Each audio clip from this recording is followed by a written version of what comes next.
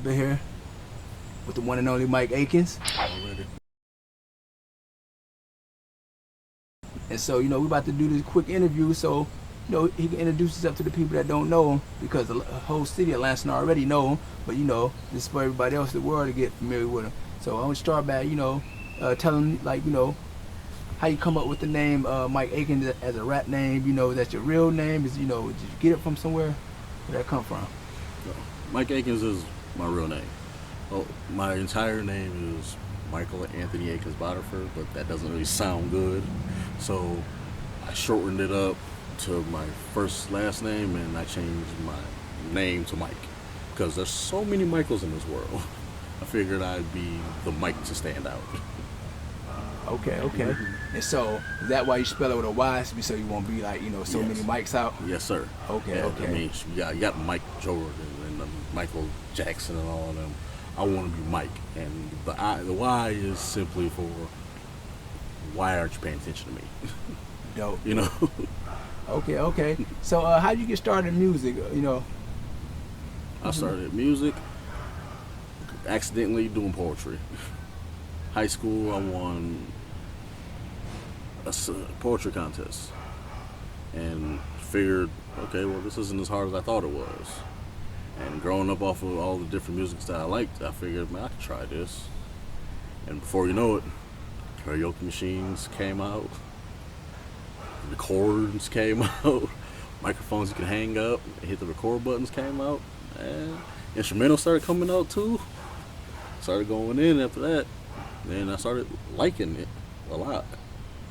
Okay.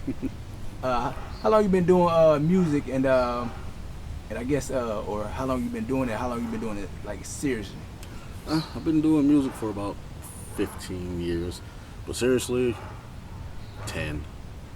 I got serious back when respirations and all that came about, and the rest is history from there.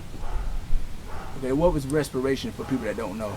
Respirations was pretty much one of the first all-act hip-hop type of shows here in the city. It was ran by a couple of the big brothers and showed all type of genres of music. And when they went down, me and some friends created this other thing called Myke Club and held the flagship from there until time got done and we all panned out. Okay. So your recording process, how do you go about picking like beats or music that you want to do? Because you always have you got like a diverse style. Like a lot of people like your music. Right. How do you know what's a good music for you to? Honestly, with me, I gotta feel it, man. Like you can hear anything and bounce to it. You can hear anything and rock to it. I want something that after I hear it, I'm like, damn, that would be cold if I did it. Something that I can play and you automatically know. All right. Back when we were growing up, they had this thing called title flows. So that's my thing now. If I hear something and I write to it and they see the title of it, they know for a fact that this is what this is about. So I gotta feel it, man. If I don't feel it, I don't like it. So what's your process like?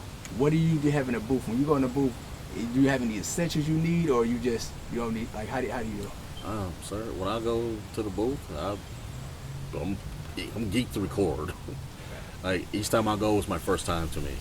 So when I go, I might have my backpack on, just because I feel paranoid without it. Otherwise, no, nothing really special. Hit record, tell me when to go, and I'll leave. I'll never record anything I haven't prepared, because I think that's just a waste of talent, time, and money. Definitely, a lot of artists still do that. Yeah. And waste a lot of studio time. Oh my God, that's what. Let me know. I don't even need to hear the beat. Text me, hey bro, we're finna do a song called "Clapping for the City." Cool. All right, got the concept. Give me 5 minutes. I'm ready to go. what's up. That's what's up. So any local or already famous inspirations that you have or that you would want to work with? Locally, like, to be modest, man, everybody is my inspiration because I appreciate everybody trying to take this form of art and push the boundaries of it. I appreciate all the ladies out here that like to show that it's not just a man's game. I appreciate all the bar spitters. I appreciate the club bouncers and the party boys and all that. I like it all. Famous wise, man, I'd love to work with anybody. I've had the pleasure of doing a lot of shows with a lot of people, but not that one with somebody yet, but it's coming. Okay. Any famous people, you know, that you see yourself doing something with in the future? If I ever make it, yeah, Kanye West. People who I know when they do it, it's from a different place. The Kanye West is the Eminems, the Kendricks. I mean, hell, the Drakes. A lot of people, when they push that record button, it's something that was heavy on their heart. Something that was, damn, I gotta get this off. I gotta get this off my chest real quick. Those. A lot of, hell, my favorite was 50 Cent. You know what I mean? Just because, you know, it don't take much to go ahead on and know that you're having fun with what you're doing. Yeah, that's a lot of. I gotta get something with Snoop. Okay. I gotta get something with Snoop just to say I got that legend under my belt. Okay. Snoop and Bone Thugs. Okay. And Snoop was actually here a few years ago, right? Yeah. Common Ground. Okay. Snoop was probably the most coolest, humblest person I have ever met. Okay. Yeah. I mean, he doesn't care. He ain't worried about none of that other stuff that y'all talking about. Hey, we came to have fun. And people like that is who I thrive to be like. Because this game is about having fun still. I mean, the main focus is to get money. We all know that. Right. But, I mean, you still got to have fun in what you're doing it. Because if you don't, then your career is going to be cut short real quick. Okay. So you can say they have like music that's relevant, that people vibe to, but also the kids can vibe to and stuff like that. Can you expand a little bit on, you know, how you make that equation possible? Because that's not easy to do. Okay. Well, I mean, as far as the kids go, kids are, you know, perceived to what's popping right now. It's not necessarily the lyrics that they're, you know, fascinated with. It's more of the beat that it is. So, find something catchy, hooky, bouncy. Kids love it. But at the same time, you know, kids aren't supposed to listen to that stuff either. So you just change the language up. You know, it's not hard to not cuss.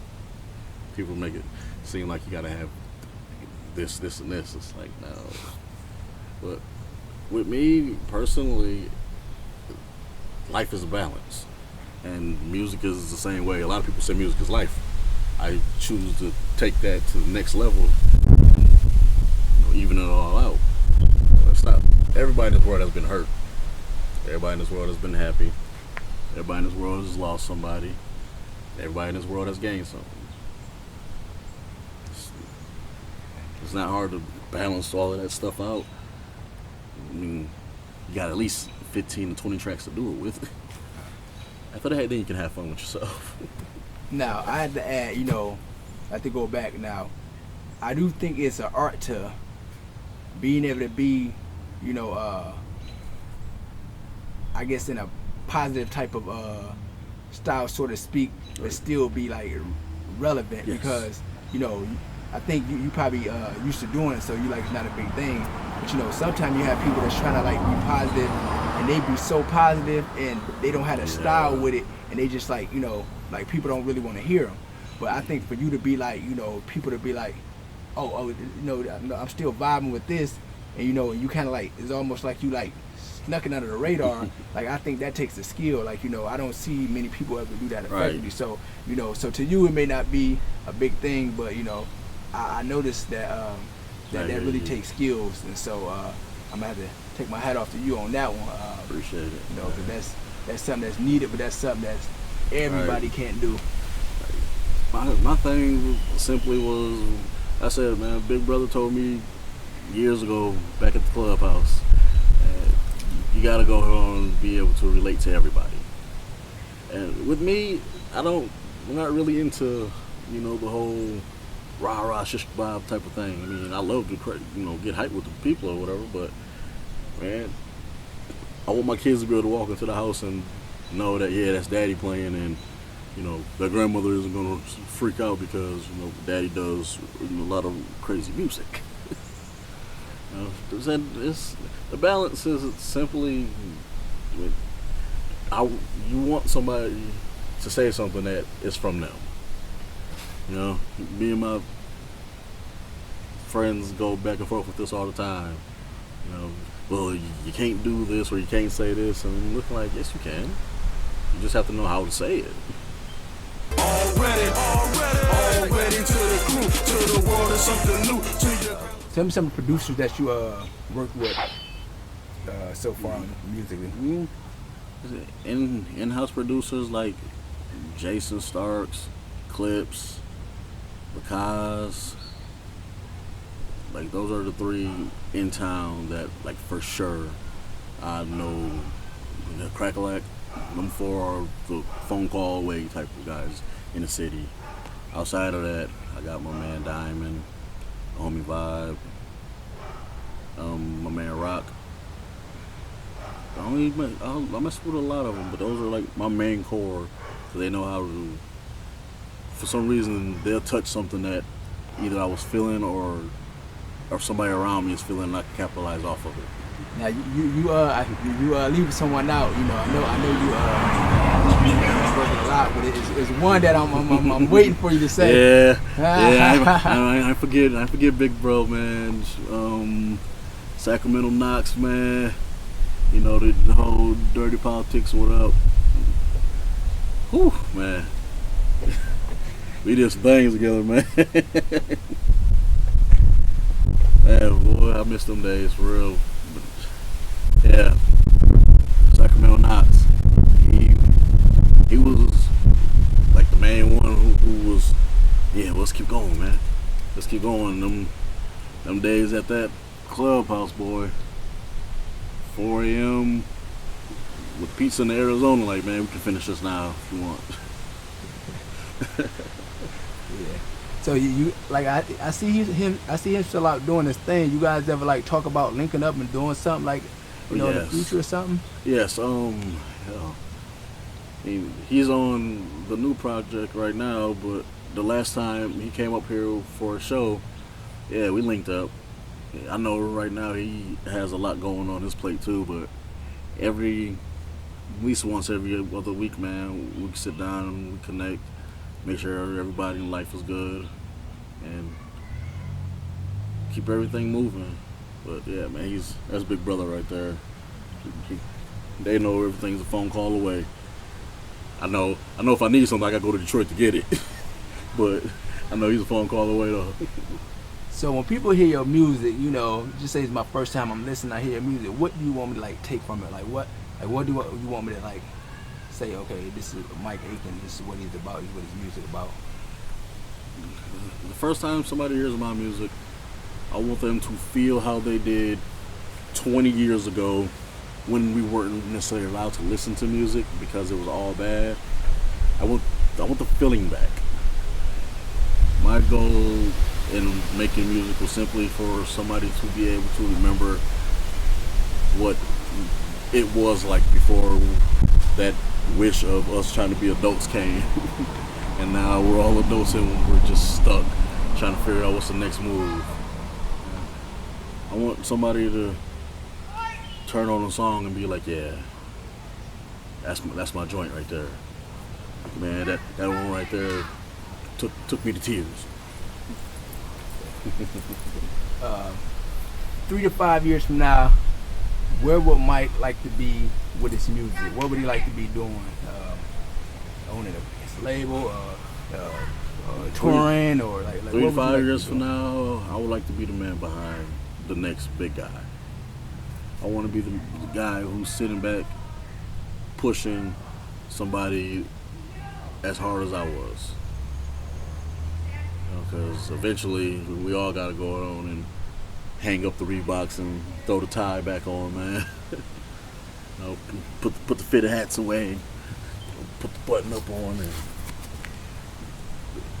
do something better. But I want to be the guy next to the person who is the next voice of the generation. I want to be the guy next to the generational voice. I don't want to be the guy next to the, he was hot from January 1st to January 26th. Okay. So what projects you working on, currently working on? Right now I got 2 projects on the verge of being done and released. I got the album for the ladies. It's called Your Favorite. I've always been perceived as the big guy, and I'm like, yeah, I like that, because girls like to cuddle and get hugs. So I made an entire CD off of nothing but songs I know women will relate to. Men can relate to them too, but they're for women who have been through everything in life. She could play track 1 and remember how her first love was, but the second track is how it was back when Sparty's was here and we used to go hanging back then. The second project is Are You Not Entertained? That's the sequel off of the first album.